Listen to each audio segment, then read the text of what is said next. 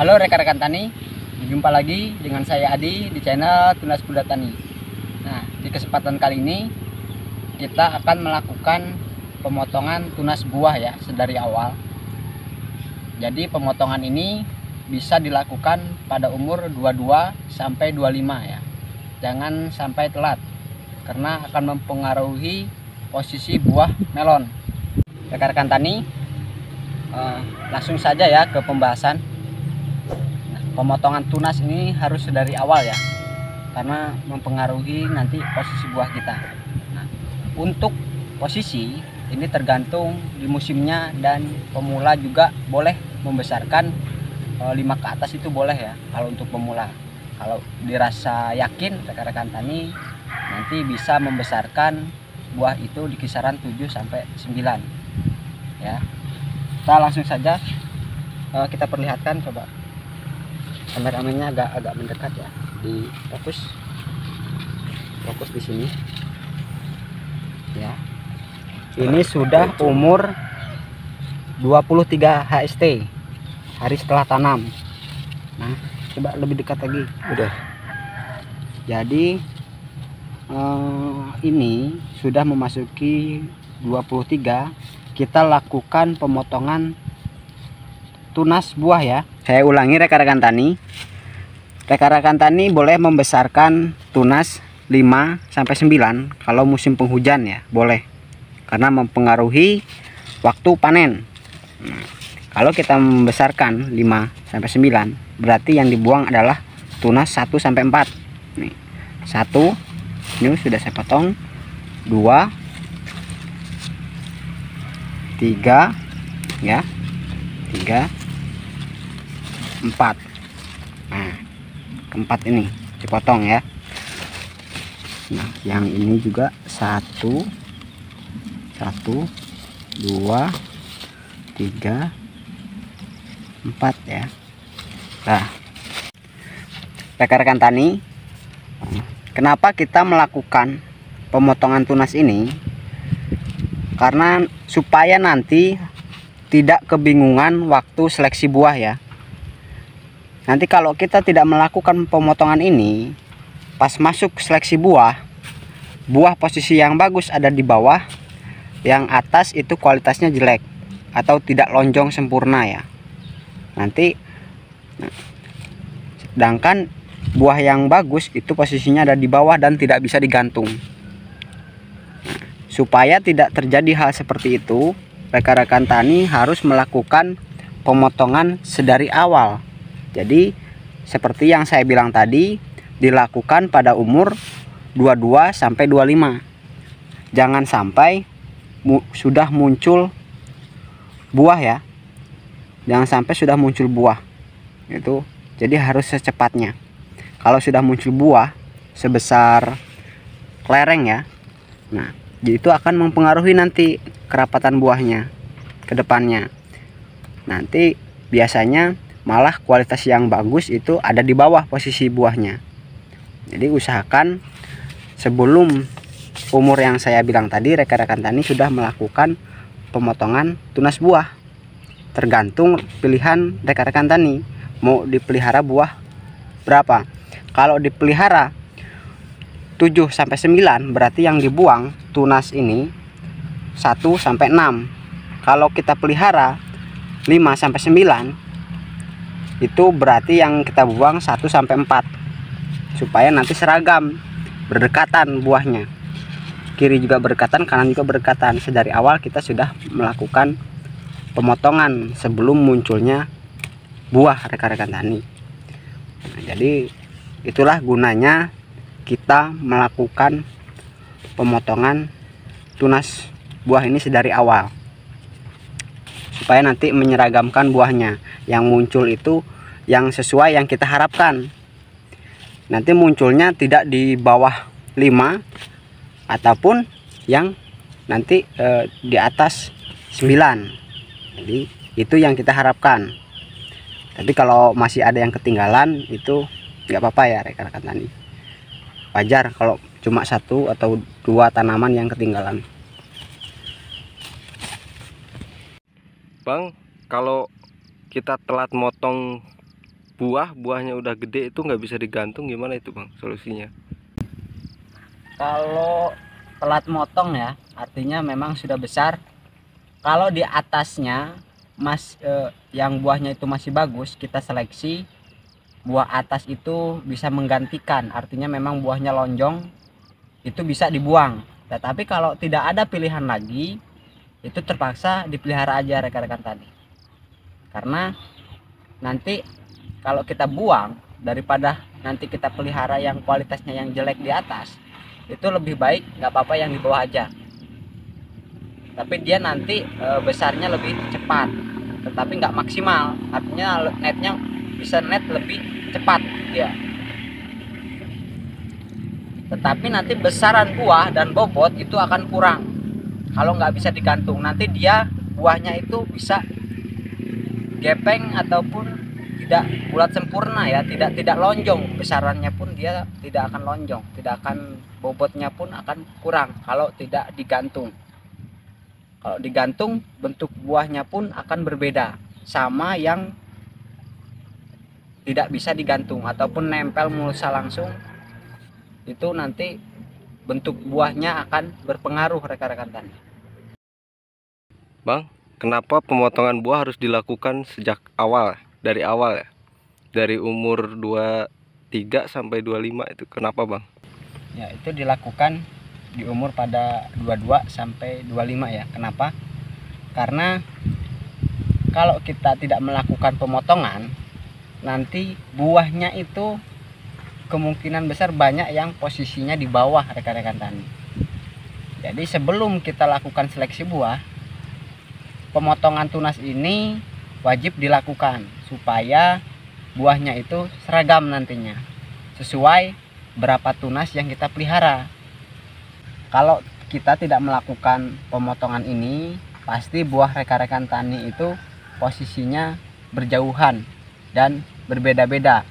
Kalau kita mending ya, kalau kita kan untuk panen itu memang secara bertahap ya, artinya dilakukan 2 kali sampai 3 kali. Berbeda jika rekan-rekan tani yang panennya itu root ataupun sekaligus habis ya.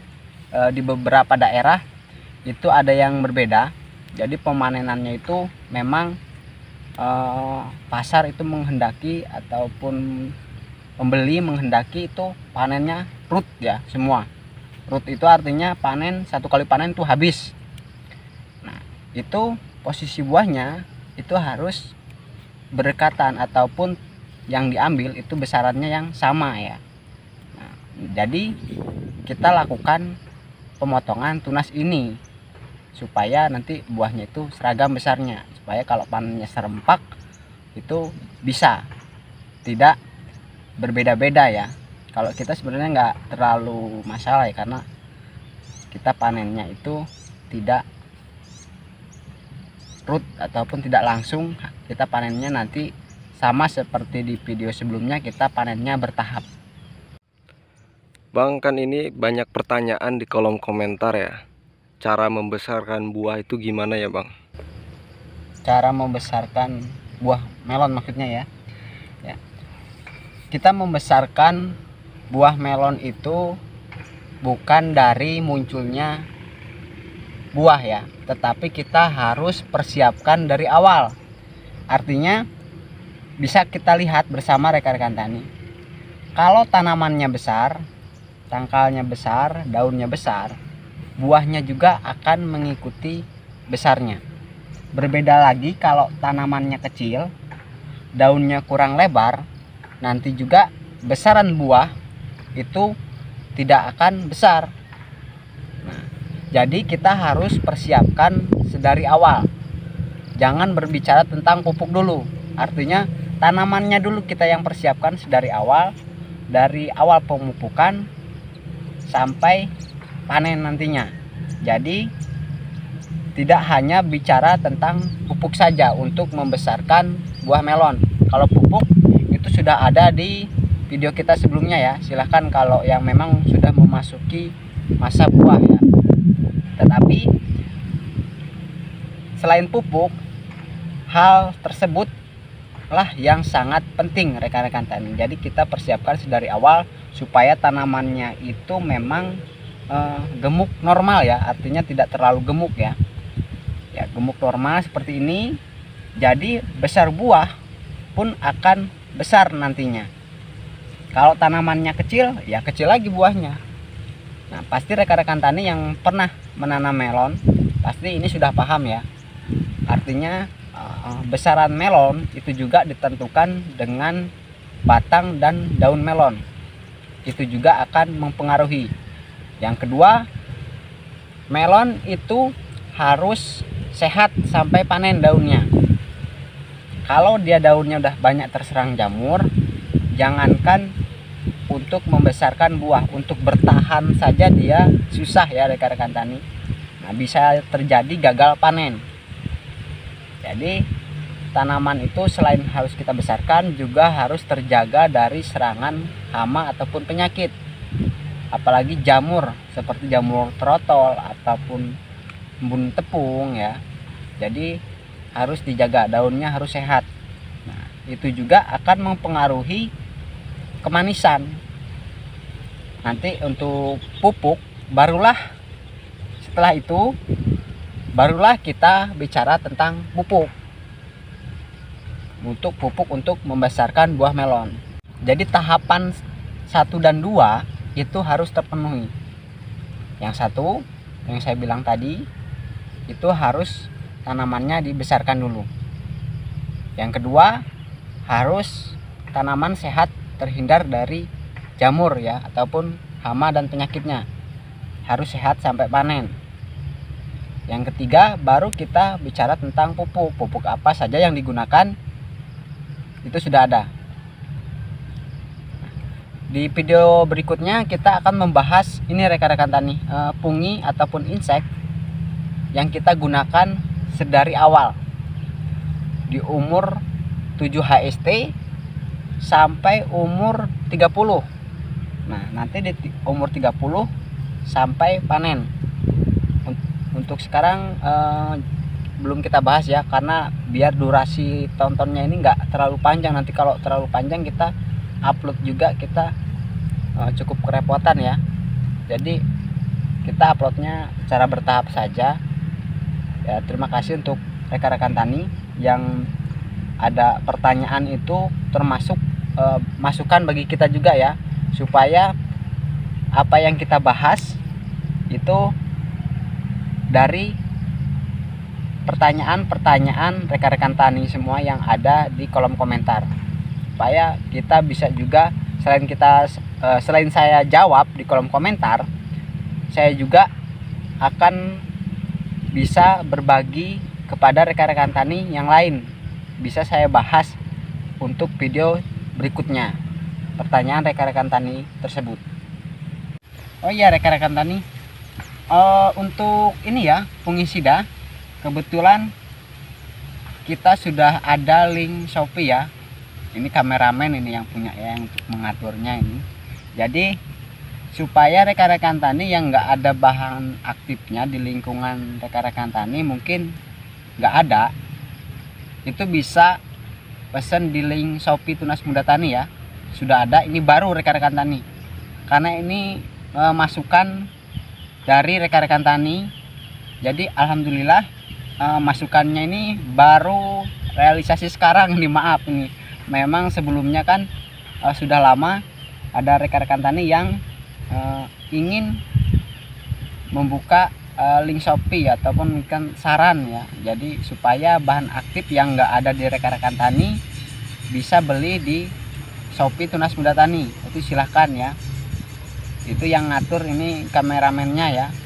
Nanti pesan apa nanti bisa kita atur ya. Nah, tapi maaf sebelumnya, kita baru adakan baru-baru ini, karena mungkin sebelumnya kita belum sempat ya. Artinya masih sibuk olah tanah dan tanam. Kalau untuk sekarang kita lebih santai ya, lebih lowong artinya. Jadi silahkan kalau rekan-rekan tani mau fungisida ataupun insektisida bisa di link Shopee Tunas Muda Tani. Tetapi kalau memang yang sudah ada di lingkungan rekan-rekan tani, saya harap mending belinya di lingkungan sekitar, nggak apa-apa. Jadi kecuali yang nggak ada itu bisa pesan di Tunas Muda Tani. Ya mungkin sekian saja rekan-rekan tani, kita akhiri. Assalamualaikum warahmatullahi wabarakatuh.